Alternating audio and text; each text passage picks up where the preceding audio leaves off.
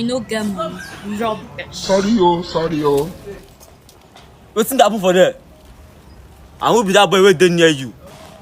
That thing we define to do you, I don't see. May God not allow them, make them kill you. Wait, this is not the It was at this moment that he knew he fucked up.